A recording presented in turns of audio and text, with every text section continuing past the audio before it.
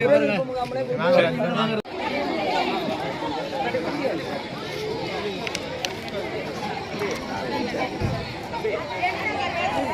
சொல்லும்போது பொருளாதார அந்த அளவுக்குலாம் திரும்ப நாங்கள் மாற்றிக்கிறோம். அதுக்கப்புறம் அதை வச்சு தான் மதுரை ஹைகோர்ட் போனது. அதை வச்சு நான் ஆர்டர் காப்பி வாங்கிடுறேன். ஆர்டர் காப்பி வேறு யாரும்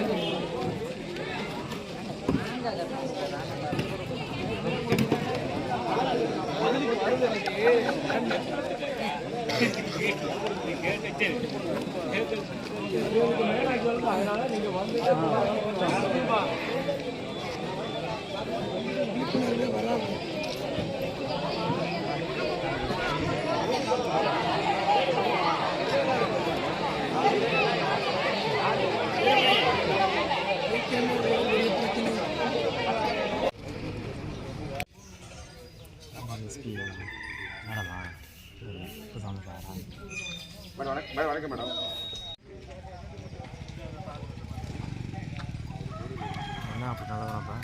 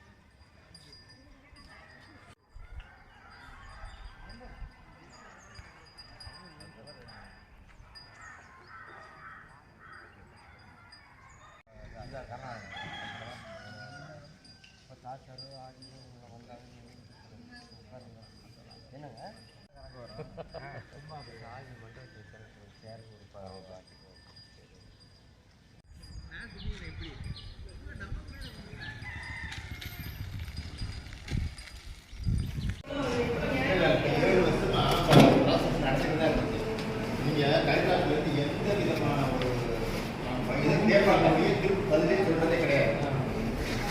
தீர்மானம் நோட்டிஃபிகேஷன் சர்டிஃபிகேட் கொடுங்கன்னு கேட்டாக்க எனக்கு கொடுத்தா இங்கே தான் காமிச்சாங்க. அதுக்கப்புறம் அதுக்கு என்ன ஒருனாக்கா இல்லை வெயிட்டிங். இப்ப நம்மளுமே ஒத்துக்கிட்டோம். அப்படிதான் ஆகி போச்சு. எல்லாம் முடிஞ்சிருச்சு. இளைஞர்கள் மகளிர்கள் எல்லாம் ஒத்துக்கிட்டாங்க. முடிஞ்சிருச்சு. இனி என்ன பேச போறீங்க?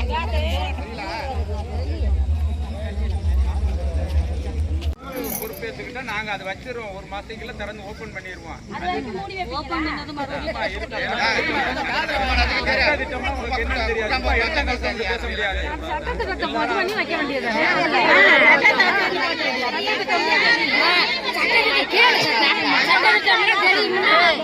படிக்க சொல்லுங்க.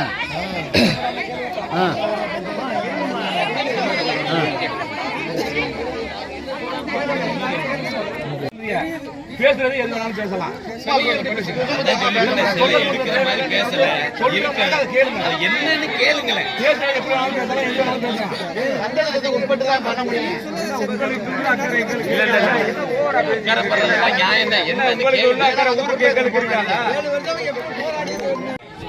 சும்மா இருப்பா.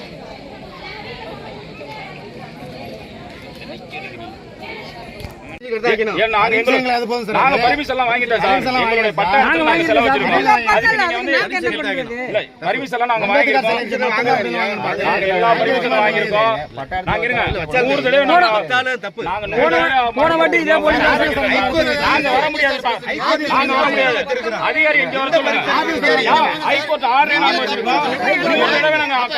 மனு கொடுத்திருக்கோம். எல்லாரையும் மனு கொடுத்திருக்கோம். 5 வருஷமா தொடர்ந்து போராடி இருக்கோம்.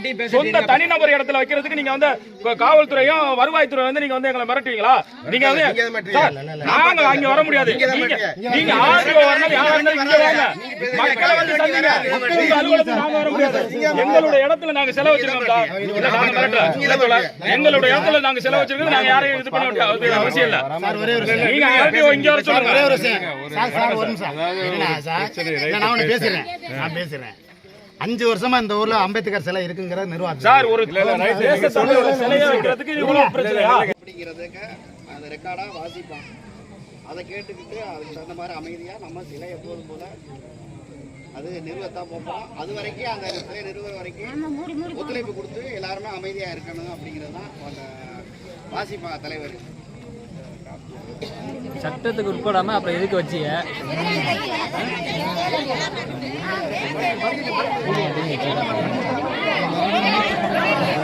ஏடி காலனி சுடர்வலம்